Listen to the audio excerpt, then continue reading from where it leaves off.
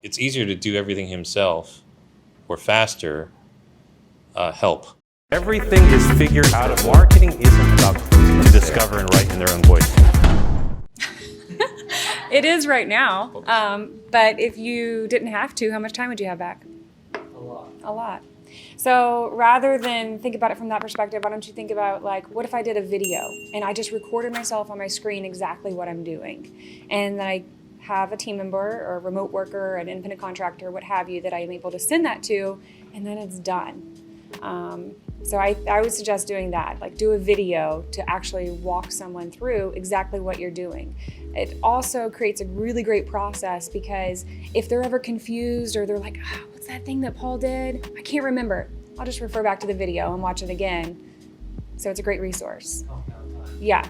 And if, for whatever reason, that team member or remote worker, freelancer is no longer around, they're moving on to do other things, you just share that with the new team member. So I'll say where I started was with Chelsea was that initially I just told her success to me in our relationship means I never have to log on to Expedia.com again and book an airline ticket. Like, that's where I started. But that's because that was a very consistent pain point for me.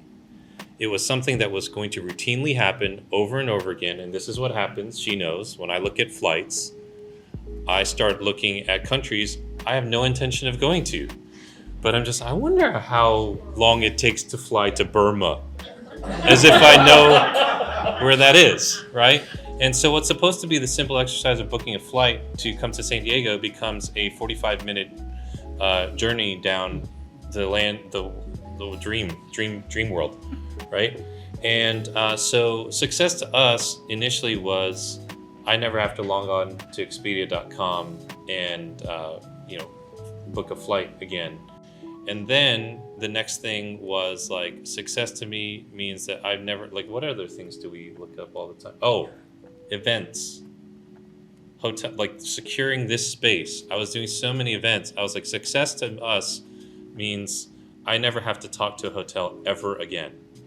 So what I was starting with were the things that were consistent pain points, not once in a blue moon pain points. Then we got to, oh God, you're pulling that up. Oh God, right, it's a Trello board. I just have... We have a game now. Every time she says SOP, I take a shot. So that's actually what's contributed to my heavy drinking. Excellent. But yes.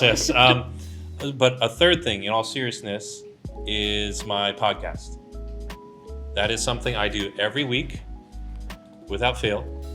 And I was doing on Friday without fail because it was due to the podcast producer that day.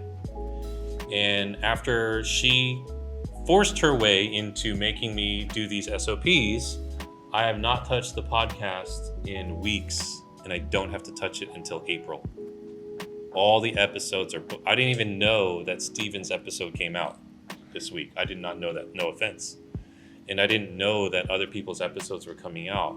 And now, if anyone wants to come onto the show, they contact her. I don't really even see it. If they contact me, I forward the email directly to her. If we have someone on the show, she handles it. I don't know what those links are. I just say email Chelsea. And that has given me back probably roughly 3 to 4 hours a week. And if you think about that, that's half a workday. So I would start with the consistent pain point, the thing that you're consistently committed to, and SOP there.